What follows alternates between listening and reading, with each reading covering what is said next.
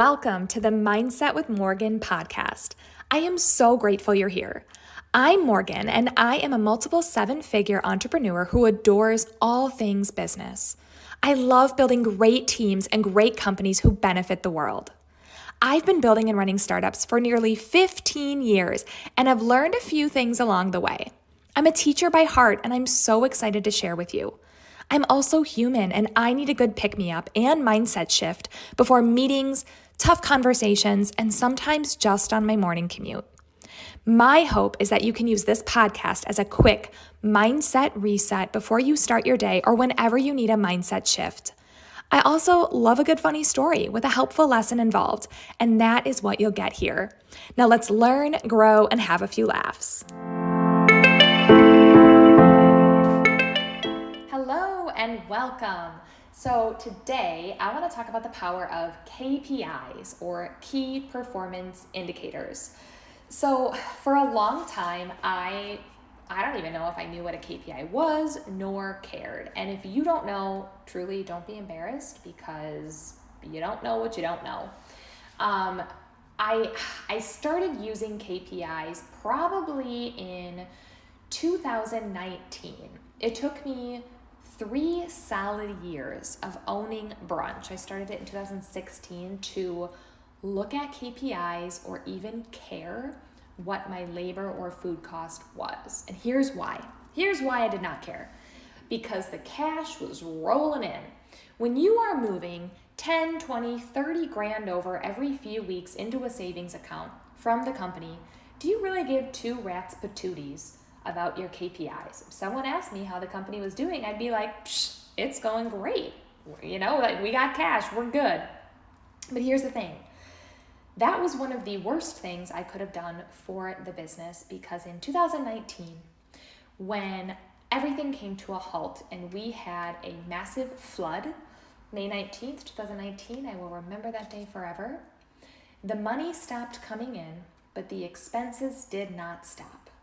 And you guys, I had no freaking idea what expenses were happening or what any of my costs were. It was a nightmare. But honestly, that was the biggest gift from God I could have gotten, because I quickly learned how to look at these numbers and why important they really were. Because you guys, you don't want to wait until it is too late. It's something you want to do from the beginning. Know your numbers.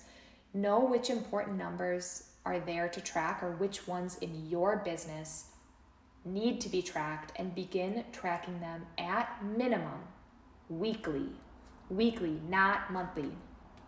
I have made the mistake of tracking numbers monthly, but you know what happens when you look at your numbers monthly? When you look at them every single month, by the time you reconcile and look at the numbers, it's probably the 5th, 6th, 7th, 10th, sometimes for me the 15th. You are now looking at numbers that are 45 days old. How can you make any changes from 45 days ago? And the current month is halfway done. And you really can't make any changes now for the current month, right? So it's too late.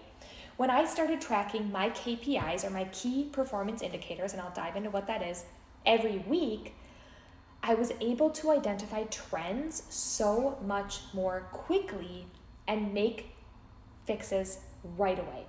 So here's the thing. I think it's really important to have as few KPIs as possible, because if you have, honestly, more than 5, it starts taking forever to reconcile the numbers or look at the numbers or gather them, and you're not going to do it.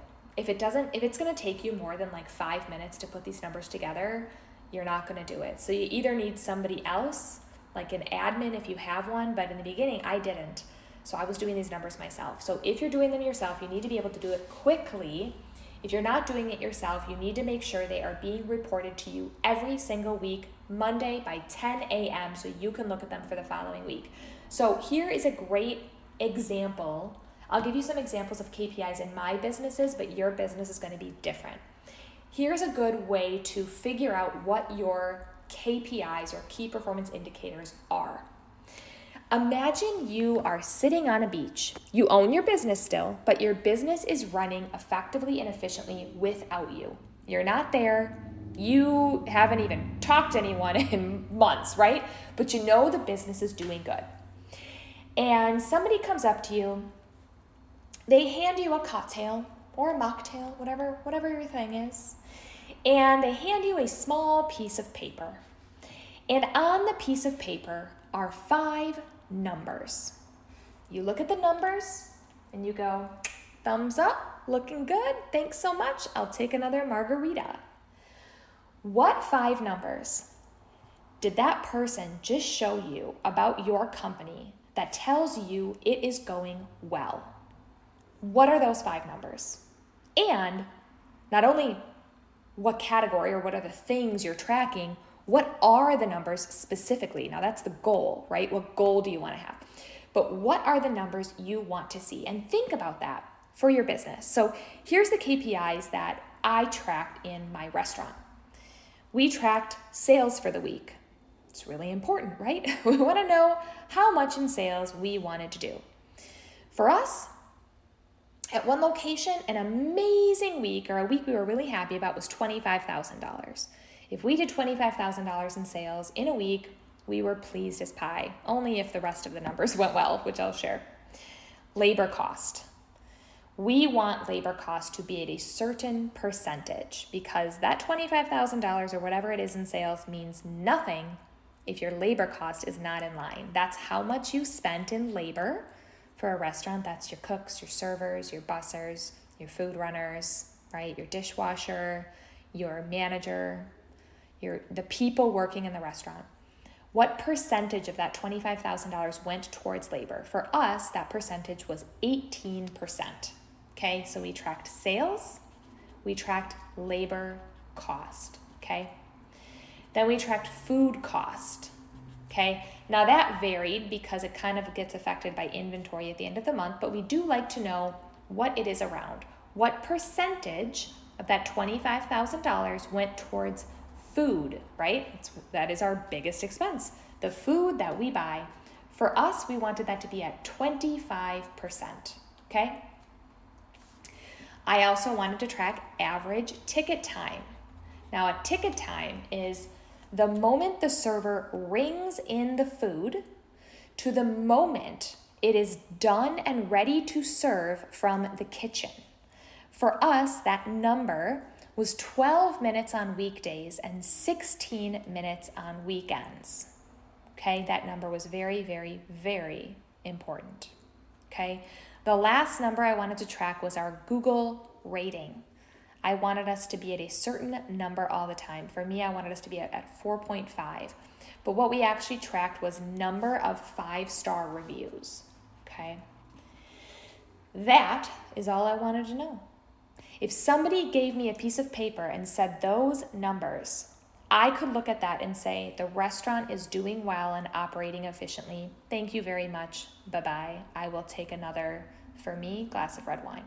I don't care what time of day it is, hot or not, freezing cold, eating pasta, fish, steak, I don't care. I'm having red wine. So those are the KPIs for the restaurant that I look at. And now your business might be different, and that's fine. It doesn't really matter what you're tracking, but for you, what are the numbers that someone could tell you, like I said, that your business is doing well and you can't even see it, you can't talk to anybody, you can't feel it, you don't know anything.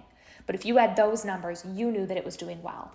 Now that you have those numbers and you know what you're tracking, make yourself a Google spreadsheet.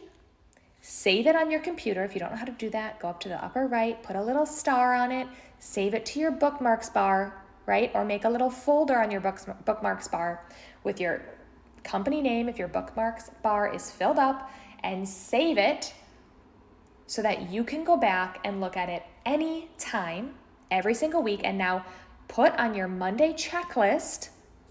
If you use Asana, I love Asana. I have on my Asana every Monday morning by 10 a.m.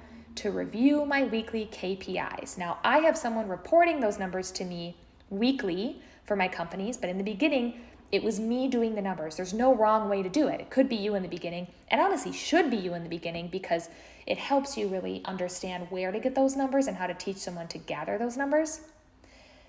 and look at them every week. And what you're going to find is that you're going to have an amazing history of what's going on in your company week by week. And added bonus, if on the next line you add notes. And the notes that I like to keep are, what are some initiatives we took this week? Maybe we have a crazy special going on, or we did this marketing tactic, or whatever it may be. And it helps me look back and go, oh, well, when we did that week, we had an exceptional week. So why don't we try that again, right? It's like having the answers to the test. So if you're not using KPIs currently, I highly, highly recommend you begin. They are so, so helpful. And if you don't own a business, you will knock your boss's socks off. If there are KPIs that you know would be important to them that you could report, and you start bringing them to your boss every Monday by 10 a.m. Say, hey, I'm going to start doing this. I'm going to start reporting these numbers to you every single Monday by 10 a.m. You can review them. Here is the link to the Google Docs. You can look at it any time. If you want to own a business someday, or you want to move up in your company, taking action like that will literally make your boss so, so, so happy. Personally, if anyone on my team takes initiative like that, that person is on a fast track to move up in my company. So if you are looking to blow your boss away, make them really proud, that is a great way to do it. If you own a business and are not tracking KPIs yet, not to worry, you can start today. I hope this was helpful. Have a wonderful day, and we'll see you next time.